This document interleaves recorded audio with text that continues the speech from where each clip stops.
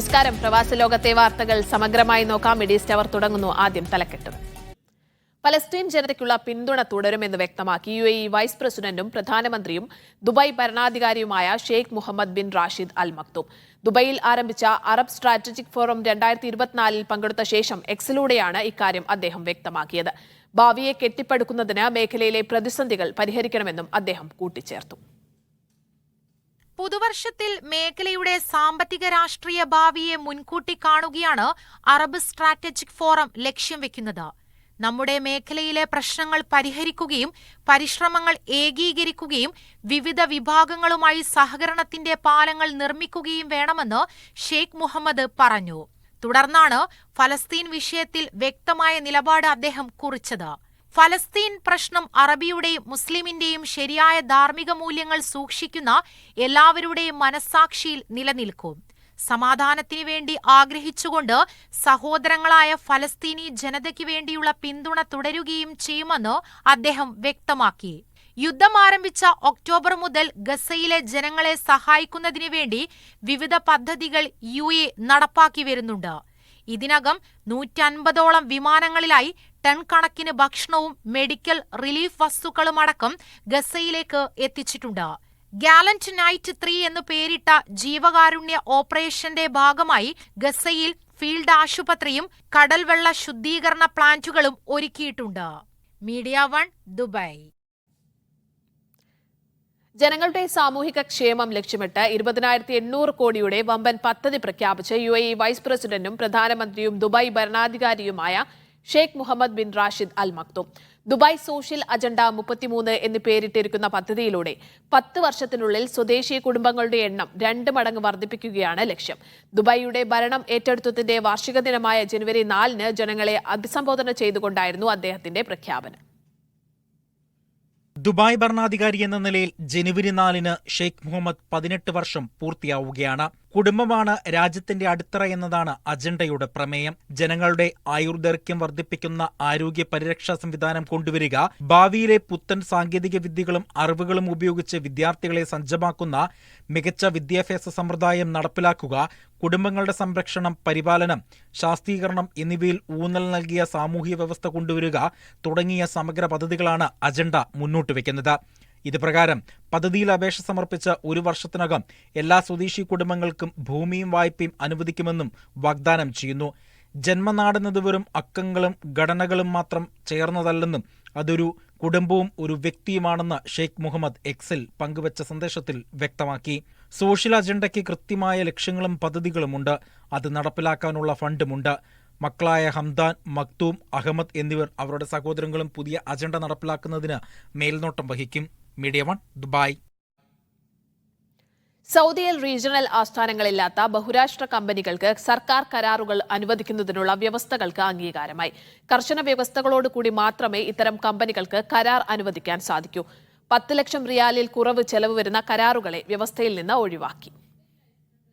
രാജ്യത്ത് റീജിയണൽ ആസ്ഥാനമില്ലാത്ത ബഹുരാഷ്ട്ര കമ്പനികൾക്ക് സർക്കാർ പ്രൊജക്ടുകൾ അനുവദിക്കുന്നതിന് വിലക്കേർപ്പെടുത്തിയുള്ള നിയമം ജനുവരി 1 മുതൽ പ്രാബല്യത്തിൽ വന്നിരുന്നു.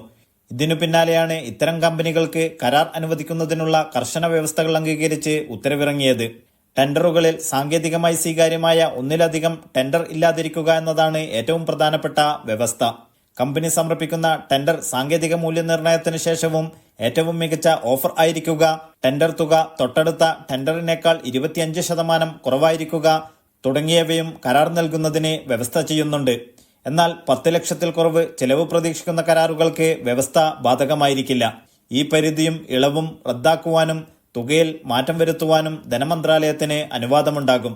ധനമന്ത്രാലയം, general authority four foreign trade, local content and government procurement എന്നിവ ചേർന്ന് രാജ്യത്തെ റീജിയണൽ ആസ്ഥാനമുള്ളതും ഇല്ലാത്തതുമായ കമ്പനികളുടെ പട്ടിക തയ്യാറാക്കും. ഇവ രാജ്യത്തെ എല്ലാ സർക്കാർ വകുപ്പുകൾക്കും കൈമാറും. 3 മാസത്തിലൊരിക്കൽ പട്ടിക പുതുക്കി നൽകുമെന്നും പ്രോഗ്രാം സുപ്രീം കമ്മിറ്റി അറിയിച്ചു. Naushad Irikkur, media 1 Dammam. സൗദിയിൽ നിക്ഷേപ ലൈസൻസുകൾ അനുവദിക്കുന്നതിൽ റെക്കോർഡ് വർധനവ്. കഴിഞ്ഞ വർഷം 3-ാം പാദത്തിൽ 2200-ലധികം നിക്ഷേപ ലൈസൻസുകൾ പുതിയതായി അനുവദിച്ചതായി സൗദി നിക്ഷേപ മന്ത്രാലയം വെളിപ്പെടുത്തി. സുസ്ഥിര നിക്ഷേപവും ബിസിനസ് അന്തരീക്ഷവും സൃഷ്ടിക്കുന്നതിൽ സൗദി കൈവരിച്ച നേട്ടങ്ങളാണ് വർധനവിന് കാരണം. വിദേശ നിക്ഷേപകരെ സൗദിയിലേക്ക് ആകർഷിക്കുന്നതിന് സർക്കാർ കൈക്കൊണ്ട നടപടികൾ ഫലപ്രാപ്തി കൈവരിച്ചതായി പുതിയ കണക്കുകൾ സൂചിപ്പിക്കുന്നു. സൗദിയിൽ കഴിഞ്ഞ 3 മാസത്തിനിടെ 2100-ലധികം പുതിയ നിക്ഷേപ ലൈസൻസുകൾ അനുവദിച്ചതായി നിക്ഷേപ മന്ത്രാലയം വെളിപ്പെടുത്തി. 2023 മൂന്നാം പാദ റിപ്പോർട്ടാണ് മന്ത്രാലയം പുറത്തുവിട്ടത്. ഇത് മുൻവർഷത്തെ ഇതേ കാലയളവിനെ അപേക്ഷിച്ച് 135.4% കൂടുതലാണ്. ഇതിൽ തസാത്തുർ നിയമലംഘകർക്ക് അനുവദിച്ച പ്രത്യേക ക്യാമ്പയിൻ മുഖേനയുള്ള ലൈസൻസുകൾ ഉൾപ്പെടില്ലെന്നും മന്ത്രാലയം വ്യക്തമാക്കി. രാജ്യത്തെ സുസ്ഥിര നിക്ഷേപാവസരവും അനുകൂല ബിസിനസ് അന്തരീക്ഷവും കൂടുതൽ പേരെ നിക്ഷേപ മേഖലയിലേക്ക് ആകർഷിക്കാൻ ഇടയാക്കി. ഈ കാലയളവിൽ രാജ്യത്തെ സാമ്പത്തിക വളർച്ചാ നിരക്കിലും വലിയ വർധനവ് രേഖപ്പെടുത്തി. 11.8% വളർച്ചയാണ് ഈ കാലയളവിൽ രേഖപ്പെടുത്തിയത്. Naushad റിക്കൂർ, media 1, Dammam. സ്വദേശീവൽക്കരണ നടപടികൾ വഴി UAE സ്വകാര്യ മേഖലയിലെ എമിറാത്തി ജീവനക്കാരുടെ എണ്ണം അതിവേഗം വർദ്ധിക്കുന്നു. കഴിഞ്ഞ 6 മാസത്തിനിടെ 13,000 പേർക്ക് കൂടി ജോലി ലഭിച്ചതോടെ സ്വകാര്യ മേഖലയിലെ സ്വദേശികളുടെ എണ്ണം 90,000 കടന്നതായി അധികൃതർ വെളിപ്പെടുത്തി. 2021 സെപ്റ്റംബറിൽ സ്വദേശീവൽക്കരണ പദ്ധതി നടപ്പിലാക്കിയ ശേഷം 157% എമിറാത്തികളുടെ എണ്ണം സ്വകാര്യ മേഖലയിൽ വർദ്ധിച്ചത്. സ്വദേശികളെ നിയമിച്ച 19,000-ലേറെ വരുന്ന കമ്പനികളുടെ പ്രതിബദ്ധതയെ മാനവ വിഭവശേഷി എമിറേറ്റൈസേഷൻ മന്ത്രാലയം അഭിനന്ദിച്ചു. അതിനിടെ ചെറുകിട സ്ഥാപനങ്ങളിൽ സ്വദേശിയെ നിയമിക്കണമെന്നുള്ള നിയമം നിലവിൽ വന്നതോടെ ഈ വർഷം കൂടുതൽ സ്വദേശികളുടെ എണ്ണം വീണ്ടും വർദ്ധിക്കുമെന്നാണ് പ്രതീക്ഷിക്കുന്നത്. 20 മുതൽ 49 വരെ ജീവനക്കാരുള്ള സ്വകാര്യ സ്ഥാപനങ്ങൾ ജനുവരി മുതൽ ഒരു സ്വദേശിയെ നിയമിക്കണമെന്നാണ് നിർദ്ദേശിച്ചിരുന്നത്. അടുത്ത വർഷം വീണ്ടും ഒരു സ്വദേശിയും കൂടി നിയമിക്കണം. നേരത്തെ 50-ൽ കൂടുതൽ ജീവനക്കാരുള്ള സ്ഥാപനങ്ങളിലാണ് സ്വദേശിവൽക്കരണം നടപ്പാക്കിയിരുന്നത്. രാജ്യത്ത് 20 മുതൽ 49 തൊഴിലാളികളുള്ള 12,000 സ്വകാര്യ കമ്പനികൾ മാനവ വിഭവശേഷി എമിറേറ്റൈസേഷൻ മന്ത്രാലയം കണ്ടെത്തിയിട്ടുണ്ട്. ഇതുപ്രകാരം അടുത്ത വർഷങ്ങളിൽ സ്വദേശികൾക്ക് 12,000 പുതിയ തൊഴിലവസരങ്ങൾ സൃഷ്ടിക്കപ്പെടും. നിയമനം നടത്തിയില്ലെങ്കിൽ 2025 ജനുവരിയിൽ 96,000 ദിർഹം സ്ഥാപനത്തിൽ നിന്ന് ഈടാക്കും. 2025-ൽ നിലവിലെ സ്വദേശി ജീവനക്കാരന് പുറമെ മറ്റൊരു സ്വദേശിയെ കൂടി നിയമിക്കണം. ഇതിൽ വീഴ്ചയുണ്ടായാൽ 2026 ജനുവരിയിൽ 1,08,000 ദിർഹം പിഴ നൽകേണ്ടി വരും. 14 മേഖലയിലെ ചെറുകിട സ്വകാര്യ സ്ഥാപനങ്ങൾക്കാണ് സ്വദേശിവൽക്കരണ നിർദ്ദേശം ബാധകമാക്കിയിരിക്കുന്നത്. Media 1, Dubai. കുവൈത്തിന്റെ പുതിയ പ്രധാനമന്ത്രിയായി ഷെയ്ഖ് ഡോക്ടർ മുഹമ്മദ് സഹാബ് അൽ സാലിം അസബാഹിനെ നിയമിച്ചു. അമീറി ഉത്തരവിറക്കി. പുതിയ സർക്കാർ ഉടൻ രൂപീകരിക്കുമെന്നാണ് സൂചന. മന്ത്രിമാരുടെ വിവരങ്ങൾ പ്രധാനമന്ത്രി അമീറിന് സമർപ്പിക്കും. രാജ്യത്തിന്റെ പുതിയ പ്രധാനമന്ത്രിയായി Sheikh doctor Mohammed Sabah Al Salem അസബാഹിനെ നിയമിച്ചു. ഡിസംബർ 20-ന് പുതിയ അമീർ സത്യപ്രതിജ്ഞ ചെയ്തതിനു പിറകെയാണ് Sheikh Ahmad Nawaf Ahmad Jaber Al Sabah രാജി സമർപ്പിച്ചത്. 1955 ഒക്ടോബർ 10-ന് ജനിച്ച Sheikh doctor Mohammed Sabah Salem Al Sabah മുൻ അമീർ ഷെയ്ഖ് സബാഹ് സാലിം അൽ സബാഹിന്റെ മകനാണ്. ക്ലെയർമോൺ ഗ്രാജുവേറ്റ് യൂണിവേഴ്സിറ്റിയിൽ നിന്ന് സാമ്പത്തിക ശാസ്ത്രത്തിൽ ബിരുദം നേടിയ ഷെയ്ഖ് ഡോക്ടർ മുഹമ്മദ് ഹാർവാർഡ് യൂണിവേഴ്സിറ്റിയിൽ നിന്ന് സാമ്പത്തിക ശാസ്ത്രത്തിൽ ബിരുദാനന്തര ബിരുദവും PhDയും നേടി. 1993-ൽ അമേരിക്കയിലെ കുവൈത്ത് അംബാസഡറായാണ് ഔദ്യോഗിക ജീവിതം ആരംഭിക്കുന്നത്. തുടർന്ന് 2003 മുതൽ വിദേശകാര്യമന്ത്രിയായും ധനമന്ത്രിയായും ഉപപ്രധാനമന്ത്രിയായും ഷെയ്ഖ് ഡോക്ടർ മുഹമ്മദ് ചുമതല വഹിച്ചു. ഓക്സ്ഫോർഡ് യൂണിവേഴ്സിറ്റിയിൽ വിസിറ്റിംഗ് ഫെല്ലോ ആയും പ്രവർത്തിച്ചിട്ടുണ്ട്. Media 1, Kuwait city. പൊതുസ്ഥലത്ത് മാലിന്യങ്ങൾ തള്ളിയാൽ ഖത്തറിൽ കാത്തിരിക്കുന്നത് കനത്ത പിഴ. 10,000 റിയാൽ വരെയാണ് പിഴ ചുമത്തുക. പൊതുയിടങ്ങളിൽ വാഹനങ്ങൾ ഉപേക്ഷിക്കുന്നവർക്ക് 25,000 റിയാൽ വരെ പിഴ ചുമത്തുമെന്ന് മുനിസിപ്പാലിറ്റി മന്ത്രാലയം മുന്നറിയിപ്പ് നൽകി. പൊതുയിടങ്ങളിലോ നിരത്തുകളിലോ പാർക്കിംഗ് കേന്ദ്രങ്ങളിലോ വാഹനങ്ങൾ ഉപേക്ഷിച്ചു പോയാൽ നിങ്ങളെ കാത്തിരിക്കുന്നത് കനത്ത പിഴയാണ്. പൊതുശുചിത്വ നിയമത്തിന്റെ ഭാഗമായി 25,000 ഖത്തർ റിയാൽ അഥവാ 5.5 ലക്ഷം രൂപയിലേറെയാണ് പിഴ. ദീർഘകാലം പൊതുസ്ഥലത്ത് വാഹനങ്ങൾ പാർക്ക് ചെയ്തു പോയാൽ പിടിവീഴുമെന്നർത്ഥം. പൊതുയിടങ്ങളിൽ മാലിന്യം തള്ളിയാലും കീശ കാലിയാകും. 10,000 റിയാലാണ് പിഴ. റോഡുകളിലും സ്ട്രീറ്റുകളിലുമെല്ലാം മാലിന്യം തള്ളിയാൽ സമാന ശിക്ഷയുണ്ട്. ഇതോടൊപ്പം തന്നെ പൊളിഞ്ഞു വീണ മതിലുകൾ, കെട്ടിടങ്ങൾ തുടങ്ങിയവയ്ക്കും വൻ പിഴ ചുമത്തുമെന്ന് മന്ത്രാലയം സോഷ്യൽ മീഡിയ അക്കൗണ്ടുകളിലൂടെ മുന്നറിയിപ്പ് നൽകി. Media 1, Doha. പ്രവാസികൾ നാട്ടിലേക്ക് അയക്കുന്ന പണത്തിന് നികുതി ചുമത്താനുള്ള നിയമത്തിന് ബഹ്റൈൻ പാർലമെന്റ് അംഗീകാരം നൽകി. വിഷയം അന്തിമ തീരുമാനത്തിനായി ഉപരിസഭയായ ഷൂറ കൗൺസിലിന്റെ പരിഗണനയ്ക്ക് വിട്ടു. പ്രവാസികൾ ബഹ്റൈനിൽ നിന്ന് നാട്ടിലേക്ക് അയക്കുന്ന തുകക്ക് 2% നികുതി ചുമത്താനുള്ള നിയമത്തിനാണ് പാർലമെന്റ് അംഗീകാരം നൽകിയത്.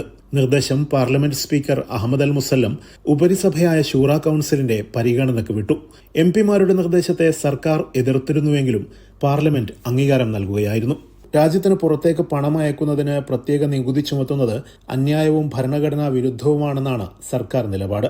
നികുതി പണം കൈമാറ്റം ചെയ്യുവാനുള്ള സ്വാതന്ത്ര്യത്തിന്റെ ലംഘനമായി തീരുമെന്നും പണ കൈമാറ്റ സ്വാതന്ത്ര്യത്തെക്കുറിച്ച് അന്താരാഷ്ട്ര കരാറുകളിലും ഉടമ്പടികളിലും ഒപ്പുവെച്ചിട്ടുള്ള ബഹ്റൈന് അത് ലംഘിക്കാൻ കഴിയില്ലെന്നും സർക്കാർ എംപിമാർക്ക് രേഖാമൂലം നൽകിയ മറുപടിയിൽ വ്യക്തമാക്കി. നികുതി നീക്കം സമ്പദ് വ്യവസ്ഥയെ പ്രതികൂലമായി ബാധിക്കുമെന്നും നികുതി ഏർപ്പെടുത്തുന്നത് നിയമവിരുദ്ധമായ പണ കൈമാറ്റ രീതികളിലേക്ക് നയിക്കുമെന്നും സർക്കാർ നിലപാടെടുത്തു. നികുതി തൊഴിലാളികൾ അടക്കാതിരിക്കുകയും സ്പോൺസർമാർ അത് അടക്കാൻ നിർബന്ധിതരാവുകയും ചെയ്യുമെന്നും ഇത് ബിസിനസ് മേഖലയിലെ സാമ്പത്തിക ഭാരം കൂട്ടുമെന്നും സർക്കാർ വിശദീകരിച്ചു. ബഹ്റൈൻ ചേംബറും ബഹ്റൈൻ ബിസിനസ്മെൻ അസോസിയേഷനും എംപിമാരുടെ ശുപാർശയോട് എതിർപ്പ് പ്രകടിപ്പിച്ചിട്ടുണ്ട്. എന്നാൽ ഈ വിഷയത്തിലുള്ള അന്തിമ തീരുമാനം ഉന്നതതല അംഗീകാരത്തിന് വിധേയമായിരിക്കും. Media 1 Bahrain. കുവൈത്തിൽ വൈദഗ്ധ്യമുള്ള തൊഴിൽ മേഖലയിൽ പ്രവാസികൾക്ക് വർക്ക് പെർമിറ്റ് നൽകുന്നതിനായി ടെസ്റ്റ് നിർബന്ധമാക്കുന്നു. പബ്ലിക് അതോറിറ്റി ഫോർ അപ്ലൈഡ് എഡ്യൂക്കേഷനുമായി സഹകരിച്ചായിരിക്കും സാങ്കേതിക ടെസ്റ്റ് നടത്തുക. ഇത് സംബന്ധമായ നിർദ്ദേശം ഉപപ്രധാനമന്ത്രിയും ആഭ്യന്തരമന്ത്രിയുമായ ഷെയ്ഖ് തലാൽ അൽ ഖാലിദിന്റെ ബന്ധപ്പെട്ട അധികാരികൾക്ക് നൽകിയതായി പ്രാദേശിക പത്രമായ അൽ ജരീദ റിപ്പോർട്ട് ചെയ്തു. സാങ്കേതിക ടെസ്റ്റ് നടത്തുന്നതിനായി ബന്ധപ്പെട്ട public authority for manpower applied എഡ്യൂക്കേഷനുമായി ധാരണാപത്രം ഒപ്പുവെക്കുമെന്ന് അധികൃതർ അറിയിച്ചു. എന്നാൽ ഏത് തൊഴിലുകൾക്കാണ് ടെക്നിക്കൽ ടെസ്റ്റുകൾ നിർബന്ധമാക്കുകയെന്ന് വ്യക്തമാക്കിയിട്ടില്ല. പുതിയ നിയമത്തിലൂടെ രാജ്യത്തെ തൊഴിലാളികളുടെ ഉൽപാദനക്ഷമതയും കാര്യക്ഷമതയും ഉറപ്പാക്കുവാൻ സാധിക്കുമെന്നാണ് പ്രതീക്ഷ. അതിനിടെ പുതിയ നീക്കം ഇന്ത്യക്കാർ അടക്കമുള്ള അവിദഗ്ധ തൊഴിലാളികൾക്ക് തിരിച്ചടിയാകും. ഖത്തറിൽ മെട്രോ ലിങ്ക് സർവീസുകൾക്കും ഇനി മെട്രോ കാർഡ് ഉപയോഗിക്കാം. നേരത്തെ കർവ ആപ്ലിക്കേഷൻ വഴി ലഭിക്കുന്ന ഡിജിറ്റൽ ടിക്കറ്റായിരുന്നു മെട്രോ ലിങ്ക് ബസ് യാത്രയ്ക്ക് ഉപയോഗിച്ചിരുന്നത്. ഇനി മുതൽ മെട്രോ കാർഡ് ഉപയോഗിച്ച് യാത്ര ചെയ്യാമെന്ന് ദോഹ മെട്രോ അറിയിച്ചു. വ്യോമയാന മേഖലയുടെ വികസനം ലക്ഷ്യമിട്ട് നടപ്പിലാക്കുന്ന പദ്ധതികളുടെ ഭാഗമായി ഷാർജ അന്താരാഷ്ട്ര വിമാനത്താവളം വികസിപ്പിക്കുന്നു. 120 കോടി ദിർഹമിന്റെ പദ്ധതിയിൽ ടെർമിനലിന്റെ വിപുലീകരണമാണ് പ്രധാനമായും നടപ്പിലാക്കുന്നത്. ഇതുവഴി ഓരോ വർഷവും 2 കോടി യാത്രക്കാരെ സ്വീകരിക്കാനുള്ള ശേഷി വിമാനത്താവളത്തിന് കൈവരും. ഷാർജ കിരീടാവകാശിയും ഉപഭരണാധികാരിയുമായ Sheikh Sultan bin Mohammed Al Qasimi പദ്ധതിയുടെ ശിലാസ്ഥാപനം നിർവഹിച്ചു. 1,96,000 ചതുരശ്ര മീറ്ററിൽ വ്യാപിക്കുന്ന വിപുലീകരണം 2027 പൂർത്തിയാക്കുന്ന പദ്ധതിയുടെ ഭാഗമാണ്. വിപുലീകരണം പൂർത്തിയാക്കുന്നതോടെ വിമാനത്താവളത്തിൽ നിന്ന് പുറപ്പെടുന്നവരുടെയും വന്നിറങ്ങുന്നവരുടെയും മേഖലകൾ വ്യത്യസ്ത ഭാഗങ്ങളിലാകും. അതോടൊപ്പം മൊത്തം വിമാനത്താവളത്തിന്റെ സൗകര്യങ്ങളും സംവിധാനങ്ങളും മെച്ചപ്പെടുകയും ചെയ്യും. സെൽഫ് ചെക്ക് ഇൻ കിയോസ്കുകൾ, ഇലക്ട്രോണിക് ബോർഡിംഗ് ഗേറ്റുകൾ, വിപുലമായ വിശ്രമസ്ഥലം, ഭക്ഷണ സൗകര്യങ്ങൾ, ട്രാൻസിറ്റ് യാത്രക്കാർക്കുള്ള ഹോട്ടൽ എന്നിവയും പദ്ധതിയിൽ ഉൾപ്പെടും. സാമ്പത്തിക രംഗത്ത് ഷാർജ വലിയ രീതിയിൽ മുന്നേറ്റം കാഴ്ചവെക്കുന്നുണ്ട്. ടൂറിസം, ഹോസ്പിറ്റാലിറ്റി രംഗങ്ങൾ കൂടുതൽ ശക്തമാക്കാനും പദ്ധതികൾ നടപ്പിലാക്കി വരുന്നുണ്ട്. ഈ സാഹചര്യത്തിലാണ് വിമാനത്താവള വികസനം ആരംഭിച്ചിരിക്കുന്നത്. കഴിഞ്ഞ വർഷം ആദ്യപാദിയിൽ മാത്രം 70 ലക്ഷത്തിലേറെ യാത്രക്കാരാണ് വിമാനത്താവളം വഴി യാത്ര ചെയ്തത്. വാർഷികാടിസ്ഥാനത്തിൽ 24.4% വളർച്ചയാണ് ഇക്കാര്യത്തിൽ രേഖപ്പെടുത്തിയത്. Media 1 Sharjah. ദ്രവീകൃത പ്രകൃതിവാതകത്തിന്റെ കയറ്റുമതിയിൽ റെക്കോർഡ് നേട്ടവുമായി അമേരിക്ക. 2023 ലോകത്തിലെ ഏറ്റവും കൂടുതൽ LNG കയറ്റുമതി നടത്തിയ രാജ്യമെന്ന റെക്കോർഡാണ് അമേരിക്ക സ്വന്തമാക്കിയത്. സൗദിയും ഉൽപാദനത്തിൽ വർധനവ് വരുത്തിയിട്ടുണ്ട്. 91.2 ദശലക്ഷം മെട്രിക് ടൺ LNG ആണ് 2023 അമേരിക്ക കയറ്റുമതി ചെയ്തത്. ഇതോടെ പട്ടികയിൽ അമേരിക്ക ആദ്യമായി ഒന്നാമതെത്തി. 2022 ജൂണിൽ തീപിടുത്തത്തെ തുടർന്ന് ടെക്സാസിലെ ഫ്രീപോർട്ട് LNG പ്രവർത്തനം നിർത്തിയിരുന്നു. പ്രവർത്തനം പുനരാരംഭിച്ചതോടെയാണ് രാജ്യത്തിന് ഇത്തരമൊരു നേട്ടം സ്വന്തമാക്കാൻ സാധിച്ചത്. മുൻവർഷങ്ങളിൽ 1ഉം 2ഉം സ്ഥാനം കരസ്ഥമാക്കിയ ഖത്തറിനെയും ഓസ്ട്രേലിയയെയും പിന്തള്ളിയാണ് അമേരിക്ക ഒന്നാമതെത്തിയത്. അതേസമയം ഖത്തറിന്റെ LNG കയറ്റുമതിയിൽ 2016 ശേഷം ഇതാദ്യമായാണ് കുറവ് രേഖപ്പെടുത്തുന്നത്. ഇതോടെ രാജ്യം പട്ടികയിൽ 3ആം സ്ഥാനത്തേക്ക് മാറുകയും ചെയ്തു. സൗദിയും ഉത്പാദനം വർദ്ധിപ്പിക്കാൻ ഒരുങ്ങുകയാണ്. Media 1 Riyadh. പുതുവത്സര അവധി ദിനങ്ങളിൽ കര, വ്യോമ, സമുദ്ര അതിർത്തികൾ വഴി ദുബായിലേക്ക് വരികയും പോവുകയും ചെയ്തത് 12 ലക്ഷത്തിലേറെ പേർ. പുതുവത്സര അവധി ദിനങ്ങളിലെ സന്ദർശകരുടെ എണ്ണത്തിൽ ഇത്തവണ റെക്കോർഡ് ഭേദിച്ചതായി general directorate of residency and foreigners അറിയിച്ചു. ഡിസംബർ 27 മുതൽ ജനുവരി 1 വരെയുള്ള കണക്കുകൾ അനുസരിച്ചാണ് ഇക്കാര്യം വ്യക്തമാക്കിയത്. ആഘോഷ സന്ദർഭങ്ങളിൽ ലോകത്തെ സഞ്ചാരികളുടെ പ്രധാന ആകർഷക കേന്ദ്രമാണ് ദുബായ് എന്ന് വെളിപ്പെടുത്തുന്നതാണ് പുതിയ കണക്കുകൾ. ഒമാൻ സുൽത്താൻ ഹൈതം ബിൻ താരിഖിന്റെ സ്ഥാനാരോഹണ ദിനത്തിന്റെ ഭാഗമായി ജനുവരി 11 പൊതു അവധിയായിരിക്കുമെന്ന് അധികൃതർ അറിയിച്ചു. അന്നേ ദിവസം വ്യാഴാഴ്ചയായതിനാൽ വാരാന്ത്യ ദിനങ്ങൾ ഉൾപ്പെടെ 3 ദിവസം അവധി ലഭിക്കും. പൊതു സ്വകാര്യ മേഖലകളിൽ ഉള്ളവർക്ക് അവധി ബാധകമായിരിക്കും. ഖത്തർ സംസ്കൃതി CV ശ്രീരാമൻ സാഹിത്യ പുരസ്കാരം ഇംഗ്ലണ്ടിൽ നിന്നുള്ള മലയാളി എഴുത്തുകാരി ലിൻസി വർക്കിക്ക് സമ്മാനിച്ചു. പാതാൻ ആരാമിലെ പ്രണയികൾ എന്ന ലിൻസിയുടെ ചെറുകഥയ്ക്കാണ് പുരസ്കാരം ലഭിച്ചത്. സ്മൃതി ജനറൽ സെക്രട്ടറി AK ജലീൽ പ്രശസ്തി ഫലകവും vice president Manaf Attupuram 50,000 Indian രൂപ ക്യാഷ് അവാർഡും സമ്മാനിച്ചു. ജൂറി ചെയർമാൻ TD രാമകൃഷ്ണൻ മുഖ്യപ്രഭാഷണം നടത്തി. AK ജലീൽ സ്വാഗതവും സാൾസ് സാമുവൽ നന്ദിയും പറഞ്ഞു. അബുദാബിയിൽ നിർമ്മിച്ച ഹിന്ദു ക്ഷേത്രത്തിന്റെ ഉദ്ഘാടനത്തിനെത്തുന്ന പ്രധാനമന്ത്രി നരേന്ദ്രമോദി ഫെബ്രുവരി 13 അബുദാബിയിൽ ഇന്ത്യൻ പ്രവാസി സമൂഹത്തെ അഭിസംബോധന ചെയ്യും. അഹ്ലൻ മോദി എന്ന പേരിൽ സംഘടിപ്പിക്കുന്ന പരിപാടിയിൽ 50,000-ലേറെ പ്രവാസികൾ പങ്കെടുക്കുമെന്നാണ് റിപ്പോർട്ട്. മേഖലയിലെ ഏറ്റവും വലിയ ഹൈന്ദവ ക്ഷേത്രമായ ബാബ്സ് മന്ദിർ ഉദ്ഘാടനം ചെയ്യണമെന്ന ക്ഷണം പ്രധാനമന്ത്രി സ്വീകരിച്ചതായി ബാബ് സ്വാമി നാരായണൻ സംസ്ഥ പ്രസ്താവനയിൽ പറഞ്ഞു. ഫെബ്രുവരി 14 ക്ഷേത്രത്തിന്റെ ഉദ്ഘാടനം. MCA നാസർ ഉണ്ട് വിവരങ്ങളുമായി. നാസർ, സമഗ്രമായ വിവരങ്ങൾ എങ്ങനെ? സ്നേഹ, ഈ മാസം 13 പ്രധാനമന്ത്രിക്ക് പൊതുസമ്മേളനം അഭിസംബോധന ചെയ്തത്. അബുദാബിയിൽ ഇതിനായിട്ടുള്ള ഒരുക്കങ്ങൾ ഇപ്പോൾ തന്നെ ആരംഭിച്ചിട്ടുണ്ട്. ഇന്നലെ ഇന്ത്യൻ കോൺസുൽ ജനറലിന്റെ നേതൃത്വത്തിൽ വലിയ സംഘാടക സമിതി വിളിച്ചു ചേർത്തിരുന്നു. വിവിധ സംഘടനകളുടെയും ഇന്ത്യൻ കൂട്ടായ്മകളുടെയും ഒക്കെ പ്രതിനിധികളായ യോഗത്തിൽ പങ്കെടുത്തിരുന്നു. അപ്പോൾ വിപുലമായ തോതിലുള്ള ഒരു പൊതുസമ്മേളനമായിരിക്കും അബുദാബിയിൽ നടക്കാൻ പോകുന്നത്. അഹ്ലൻ മോദി എന്ന പേരിട്ടുകൊണ്ടാണ് ഈ സമ്മേളനം നടക്കുന്നത്. തൊട്ടടുത്ത ദിവസം, അതായത് ജനുവരി 14 ബാബ്സ് മന്ദിറിന്റെ ഉദ്ഘാടനം നടക്കാൻ പോകുന്നത്. ഒരുപക്ഷെ ഇന്ത്യക്ക് വെളിയിലുള്ള ഏറ്റവും വിപുലമായ ഒരു ക്ഷേത്രം എന്ന പ്രത്യേകത കൂടി ഇതിനുണ്ട്. അതിന്റെ നിർമ്മാണ ജോലികൾ ഏറെക്കുറെ അന്തിമഘട്ടത്തിലാണ്. ഫെബ്രുവരി 14 ക്ഷേത്രം ഔദ്യോഗികമായി തന്നെ ഭക്തർക്കായിട്ട് തുറന്നു കൊടുക്കുക. ലോകത്തിന്റെ വിവിധ ഭാഗങ്ങളിൽ നിന്നുള്ള എല്ലാവർക്കും UAE സംബന്ധിച്ചിടത്തോളം ഈ ഒരു ക്ഷേത്ര നിർമ്മാണം അതൊരു വലിയ സന്ദർശകർക്കുള്ള ഏറ്റവും മികച്ച ഒരു കേന്ദ്രം കൂടിയാക്കി മാറ്റാനുള്ള ശ്രമങ്ങളാണ് പുരോഗമിച്ചുകൊണ്ടിരിക്കുന്നത്. സ്നേഹ, ശരി. ഏഷ്യൻ കപ്പ് ഫുട്ബോൾ ആരവങ്ങളുടെ കേന്ദ്രമാകാൻ ഒരുങ്ങി ദോഹ എക്സ്പോ വേദി. ഏഷ്യൻ കപ്പിന്റെ ഫാൻ സോൺ എക്സ്പോയിലെ കൾച്ചറൽ സോണിൽ ഉദ്ഘാടനം ചെയ്തു. ലോകകപ്പ് ഫുട്ബോൾ ആരവങ്ങളുടെ കേന്ദ്രമായിരുന്ന അൽബിദ പാർക്ക് വൻകരയുടെ ഫുട്ബോൾ ആരാധകരെയും സ്വാഗതം ചെയ്യുകയാണ്. കളിക്കൊപ്പം വിവിധ പരിപാടികളുമായാണ് ഫാൻ സോൺ ഒരുങ്ങുന്നത്.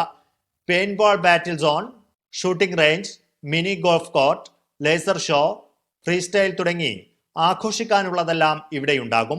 ദോഹ എക്സ്പോയുടെ കൾച്ചറൽ സോണാണ് പ്രധാന സ്ക്രീൻ. ഇന്റർനാഷണൽ സോണിലെ സ്ക്രീനിലും കളി കാണാം. ലോകകപ്പ് ഫുട്ബോളിൽ ഫിഫ ഫാൻ ഫെസ്റ്റിവൽ നടന്നത് എക്സ്പോ നടക്കുന്ന അൽബിദ പാർക്കിലായിരുന്നു. അന്ന് 5 സ്ക്രീനുകളടക്കം വിശാലമായ സ്ഥലത്ത് 40,000-ലേറെ പേർക്ക് കളി ആസ്വദിക്കാനുള്ള സൗകര്യമാണ് ഒരുക്കിയിരുന്നത്. Media 1 Doha.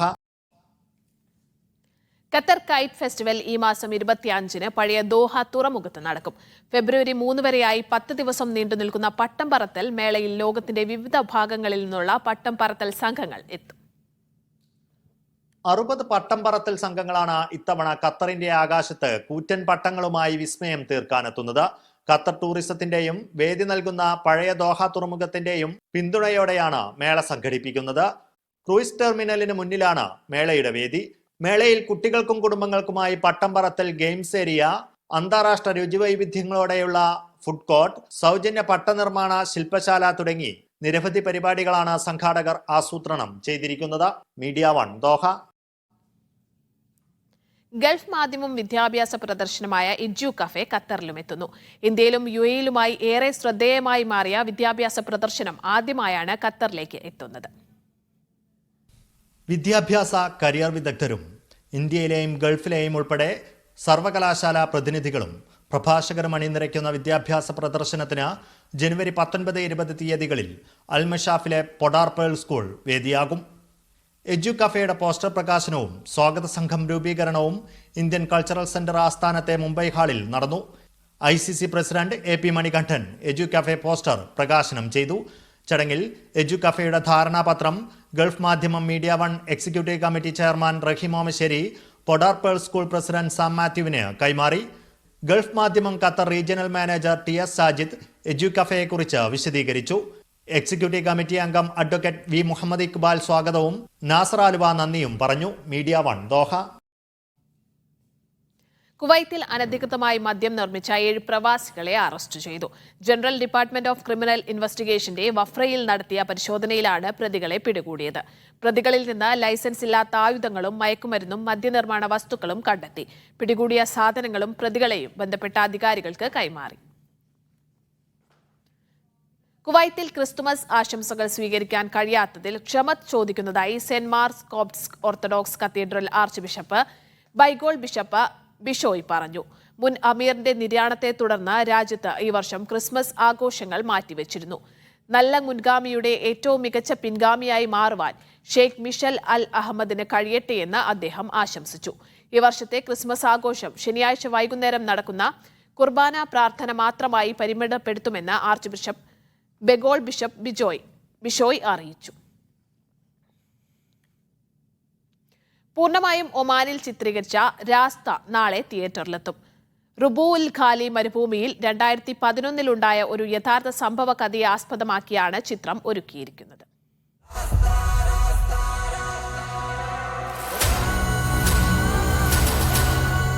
അമ്മയെ തേടി ഗൾഫിലേക്ക് പോകുന്ന ഒരു പെൺകുട്ടിയുടെ അതിജീവനമാണ് കഥയുടെ ഇതിവൃത്തം. നിരവധി ഒമാനി കലാകാരന്മാരും ചിത്രത്തിൽ അഭിനയിച്ചിട്ടുണ്ട്. ഒമാന്റെ സൗന്ദര്യം ചിത്രത്തിൽ പകർത്തിയിട്ടുണ്ടെന്നറിഞ്ഞതിൽ അതിയായ സന്തോഷമുണ്ടെന്ന് ചടങ്ങിൽ സംസാരിച്ച Oman chamber of commerce and industry chairman Faisal Abdullah Al Rawas പറഞ്ഞു. ഒമാനിലെ വിനോദസഞ്ചാര വ്യവസായത്തിന്റെ പ്രോത്സാഹനത്തിന് സംഭാവന നൽകേണ്ടത് തന്റെ ഉത്തരവാദിത്തമാണെന്ന് മനസ്സിലാക്കുന്നുവെന്നും ഈ ദിശയിലേക്കുള്ള ആദ്യ ചുവടുവെപ്പാണ് ഈ സിനിമയെന്നും Oman chamber of commerce and industry board അംഗം അബ്ദുൾ ലത്തീഫ് ഉപ്പള്ള പറഞ്ഞു. അലു എന്റർടൈൻമെന്റ്സിന്റെ ബാനറിൽ ലിനു ശ്രീനിവാസ് നിർമ്മിച്ച ചിത്രം അനീഷ് അൻവറാണ് സംവിധാനം ചെയ്തിരിക്കുന്നത്. സർജനോ ഖാലിദ്, അനഘ നാരായണൻ എന്നിവർ പ്രധാന കഥാപാത്രങ്ങളെ അവതരിപ്പിക്കുന്നു. ചിത്രത്തിന്റെ കഥയും തിരക്കഥയും സംഭാഷണവും എഴുതിയത് നവാഗതരായ ഷാഹുൽ ഫായിസ് മടക്കര എന്നിവർ ചേർന്നാണ്. ബിദിയയിലെ വുഹൈദ സാൻഡിലും മസ്കത്തിലുമായാണ് ചിത്രീകരണം പൂർത്തിയാക്കിയത്. Media one, Muscat. Kozhikode district NRI association കേന്ദ്ര ഭാരവാഹികളെ തെരഞ്ഞെടുത്തു. ഒമരിയ പീസ് ഓഡിറ്റോറിയത്തിൽ നടന്ന എക്സിക്യൂട്ടീവ് യോഗത്തിൽ കൃഷ്ണൻ കടലുണ്ടി അധ്യക്ഷത വഹിച്ചു. സുരേഷ് മാത്തൂർ തെരഞ്ഞെടുപ്പ് നിയന്ത്രിച്ചു. സന്തോഷ് പുനത്തിലിനെ പ്രസിഡന്റായും ഫിറോസ് നാലകത്തിലിനെ ജനറൽ സെക്രട്ടറിയായും മൻസൂർ ആലക്കലിനെ ട്രഷററായും തെരഞ്ഞെടുത്തു. റിസാല സ്റ്റഡി സർക്കിൾ സൗദി അബഹ ഘടകം യൂത്ത് കോൺഫറൻസ് സംഘടിപ്പിക്കുന്നു. കോൺഫറൻസിന്റെ സൗദി വെസ്റ്റ് തല ഉദ്ഘാടനം കേരള മുസ്ലിം ജമാഅത്ത് ജനറൽ സെക്രട്ടറി ഇബ്രാഹിം ഖലീൽ ഭുവാരി നിർവഹിക്കുമെന്ന് സംഘാടകർ വാർത്താസമ്മേളനത്തിൽ അറിയിച്ചു. വിഭവം കരുതണം, വിപ്ലവമാകണം എന്ന പ്രമേയമുയർത്തിയാണ് കോൺഫറൻസ് സംഘടിപ്പിക്കുന്നത്. അഫ്സൽ സഖാഫി, നിയാസ് കാക്കൂർ, സൈനുദ്ദീൻ അമാനി, സാജിദ് സഖാഫി എന്നിവർ വാർത്താസമ്മേളനത്തിൽ പങ്കെടുത്തു. വേൾഡ് മലയാളി കൗൺസിൽ വനിതാ വിഭാഗം സൗദി അൽബോഗാർ ഘടകം ക്രിസ്മസ് പുതുവത്സരാഘോഷം സംഘടിപ്പിച്ചു. വിന്റർ ബാഷ് എന്ന പേരിൽ സംഘടിപ്പിച്ച ആഘോഷത്തിൽ പ്രവർത്തകരും കുടുംബങ്ങളും പങ്കെടുത്തു. Woman forum secretary Sofiya Taj ഉദ്ഘാടനം ചെയ്തു. വിവിധ മത്സര പരിപാടികളും സംഘടിപ്പിച്ചു. ഷംല നജീബ്, അനു ദിലീപ്, ഹുസ്ന ആസിഫ്, പ്രതിജ, അനിൽകുമാർ, സാജിദ ഷഫീഖ് എന്നിവർ നേതൃത്വം നൽകി.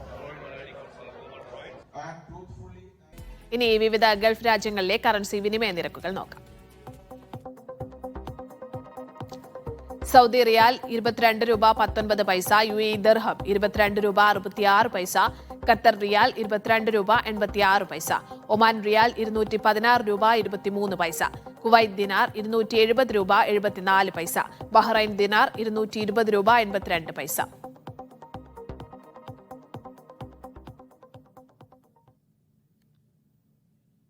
വിവിധ ഗൾഫ് നഗരങ്ങളിലെ താപനില നോക്കാം. മനാമ കുറഞ്ഞ താപനില 15 ഡിഗ്രി സെൽഷ്യസ്, കൂടിയ താപനില 24 ഡിഗ്രി സെൽഷ്യസ്. ദുബായ് കുറഞ്ഞ താപനില 21 ഡിഗ്രി സെൽഷ്യസ്, കൂടിയ താപനില 22 ഡിഗ്രി സെൽഷ്യസ്. ദോഹ കുറഞ്ഞ താപനില 17 ഡിഗ്രി സെൽഷ്യസ്, കൂടിയ താപനില 25 ഡിഗ്രി സെൽഷ്യസ്.